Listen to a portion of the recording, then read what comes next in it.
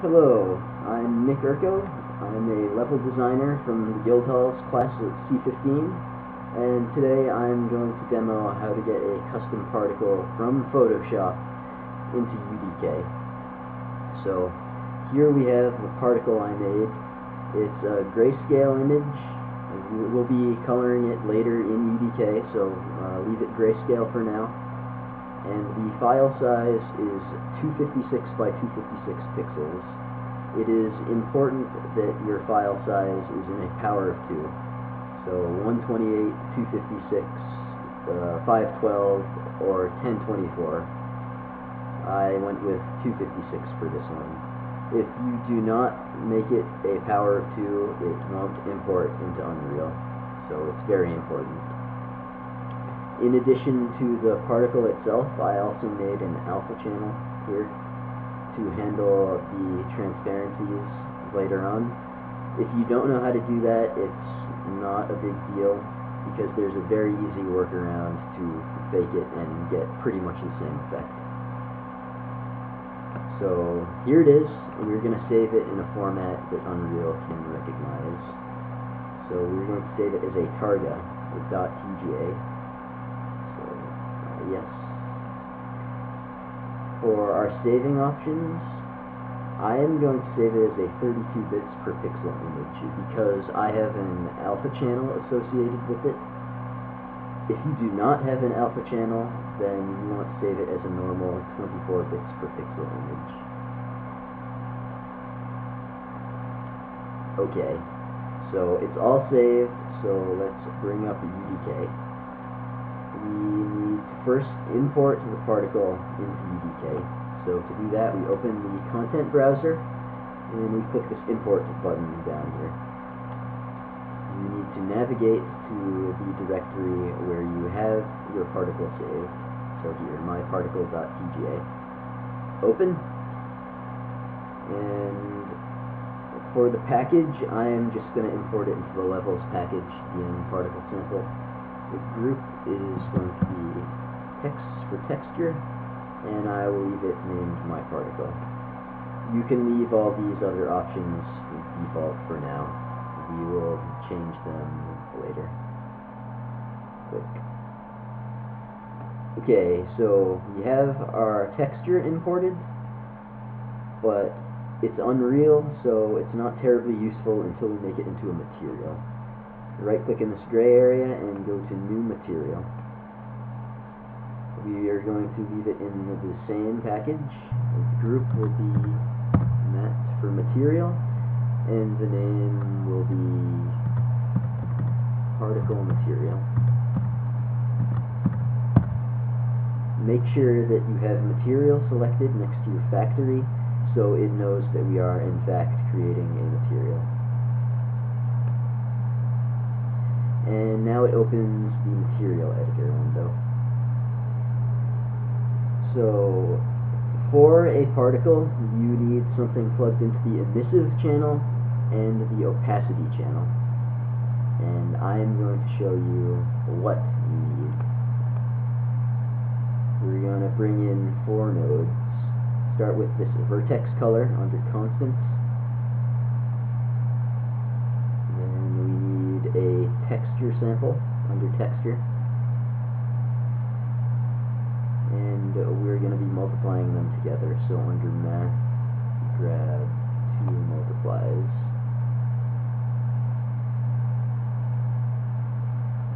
Okay. Start off, we need to load our texture into this texture sample. So if we find it in our content browser right here, click it to make it active, and then click this green arrow in the texture row. And instead of none assigned, we now have our texture assigned. We are going to multiply, let's start with the emissive channel. We are going to multiply the black overall channel with the black channel of the vertex color node. And then we are going to output the result into the emissive channel. And something shows up over here. If it is not a flat plane, if you get this yours looks like this, make sure you click this plane button at the top so you can see it properly represented as a plane. However, you may notice that it is not opaque yet. We need to add some transparencies to it. So we take this white node represents the alpha channel I made earlier. I'm going to take this and plug it into this multiply over here. If you did not make an alpha channel, that's fine. You can just take this red channel because it's a grayscale image and the RGB channels are very similar to what my alpha channel actually looks like. So that will work for you. And then you multiply it with the white node from the vertex color node, and that gets plugged into opacity like that. It's still not showing up over here. That is because our blend mode is not set up right. So under material, change your blend mode to additive, and now it is showing up properly. You can see through it as intended. So, quick note about this stuff over here. You do need these nodes in order for it to work. This vertex color node, it doesn't seem to be doing anything. It's very important later on when you want to change the color and opacity of the particle system. If you do not have it, you will not be able to change the color, and even worse, you will not be able to make your particles fade in or out, which, although we won't be doing for this tutorial, is very important generally. So you do want them set up like this. You can add things to these, basically as long as you have these two multiplying the black and white channels together and plugging them into the respective nodes, it will work properly. So this is all set up, so I'm going to click the green check button here, and it will compile. Okay, let's close this, and we now need a particle system to hold it. So right click here and go to New Particle System. No, not that. New Particle System. Here we go. The group is going to be Particle, and the name is going to be gun particle. No colon there. Gun particle. Okay. Oh, and make sure you have particle system next to the factory here, so it knows that it is a particle system. This will open Cascade Editor. I'm only going to explain what I do in this tutorial. There are other tutorials and videos that go into all four windows in more depth than I will be going into. So if you have trouble following along, you may want to check one of those out before continuing with this. Anyway, we're going to start with the emitter itself. We're going to rename it to gun particle, just to keep ourselves organized for now. Okay, and we do not want this default cross material, so we're going to go to our required module and change it. You come into the content browser and pick the material, not the texture, the material, and then click on this green button here next to material, and it will grab the material you have selected here in a minute. There we go. So here we have our particle. We are making a weapon particle, which is a bit different from the standard particles, in the fact that it's not really going to be moving all that much within this editor. So I'm going to start by disabling initial velocity here by unchecking it there, and it's now stopped moving. You can also right-click and delete module, but that's unnecessary. I'm going to leave it there for now. So we zoom in, and it's pretty boring right now, so we're going to change a few things. Under spawn here, we are going to leave it at a standard 20 per second, 20 particles per second. That's a good rate for this. But but we are going to change its lifetime from 1 second down to 0.1 seconds. Okay, now you can see it's clearly doing something. It's flashing in and out, but that's still kind of boring. Let's adjust this initial size setting. It's currently spawning at 25 units. Let's make it spawn between 20 and 25 units.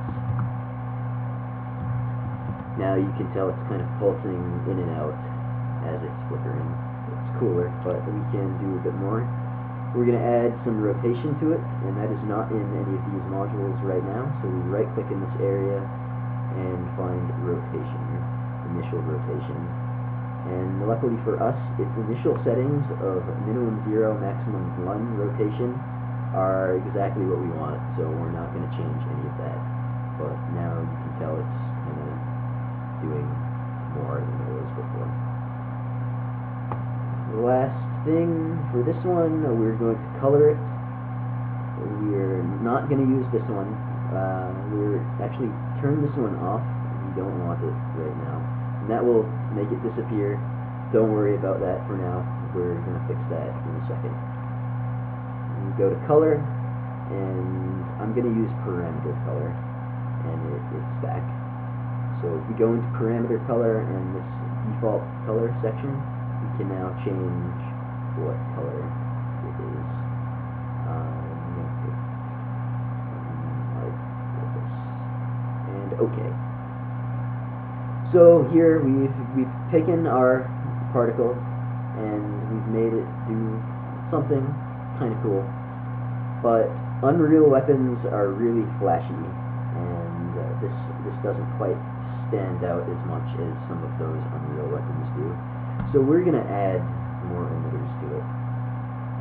And the emitters we're going to add to it are going to be very similar to this one here. So we don't want to rebuild it from scratch. We want to duplicate this, so we don't have to rework everything. And we've got this new one. We're going to change it to outer ring. Okay. So I am going to change the material that it is spawning, and I'm going to put in one of the materials that starts already in UDK. I'm going to grab something from the link gun. So scroll down to weapons, and I want weapon link gun. I want this one here. So it's selected in the content browser, so we put the green arrow to assign it. And now we have a sort of ring around our initial particle. It doesn't really stand out as much as it could, so I'm going to change its color to something like this. Yeah. Okay. Also, I think it would look better if it does not jump in size, if it were a more continual ring. So I'm going to change its initial size back to 25.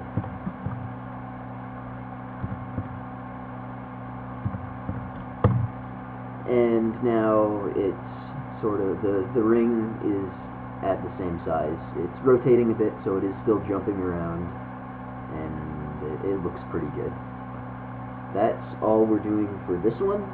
So let's make another one. Let's duplicate the emitter again, and let's call it inner ring.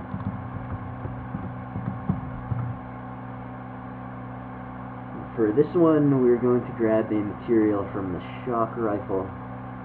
We're going to grab this one here, M-Shock Rim Band. And we're going to change that in this required module. Click the green arrow to assign it, and here it is. It's a bit big, so I'm going to start by shrinking it. Let's try 12. We'll go with a maximum size of 12 and a minimum size of 10, just to give it a little diversity. Alright. Also for this one, I'm going to change its particle lifetime we're going to make it live a bit longer because we're going to do some other cool stuff with it that we'll want it to stick around for a bit longer. So this particle is going to live from 0.6 to 0.8 seconds. Though let's reduce the number it spawns. Let's try 8. So it's spawning less particles, but they're living longer. You can already tell it's kinda got a cool pulsing effect, but there's something we can do to make it cooler. We're going to have it decrease in scale as the particle's lifetime goes on. So we need a new module. Right click here. Under size, we want size by life. And unlike the ones we've used so far, this is a bit more complicated. We need to use the graph editor for this one. It's not a constant, it is going to be a line. So click the graph button here and it will pop down here. If you zoom out, you can see this purplish line was not here before. These points will control the size of the ring particle over time. So the y-axis is its scale. It's at 1 right now, and the x-axis is time. So from 0 to 1 second. Also, I am going to lock the axes over here. What that means is when I change one of these points, basically if you don't lock your axes, you can scale x, y, and z all at their own values. But I want to keep this proportional, so I'm locking them so they'll all scale appropriately. Let's start by dragging this point.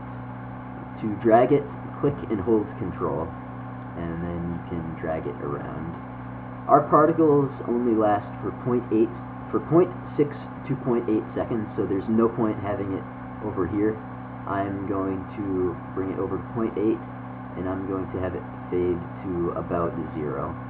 So as you can see, this point here starts at a scale of 1 at 0 seconds, and this point here is almost a scale of 0 at 0.8 seconds, about.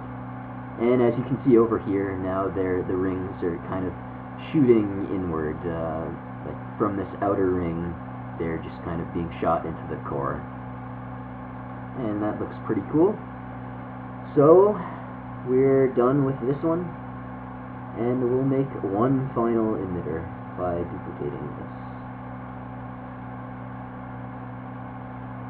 This is going to be a bit different. It's going to be a distortion effect. So let's call it distortion. For the material, we are going to find something in the ND effects.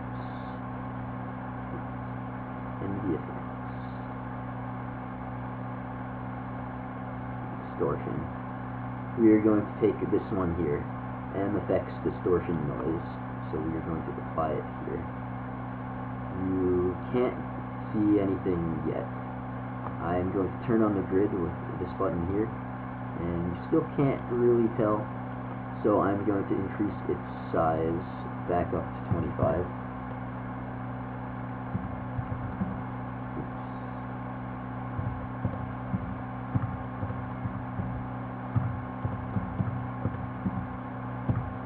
And basically what this is doing is it's pretty much a transparent texture, but it distorts everything that goes through it. So I'm going to turn it off for a second, and you can see the grid lines through this particle. They're straight and not distorted at all. And I'm going to check it back on, and you can see that they are clearly being distorted in some way. That's just a cool effect to throw on something, because if you imagine a giant energy ball, you can imagine that the light will be distorted. So that is our particle. It's got these 4 emitters. So we can close Cascade, and if we navigate back to our package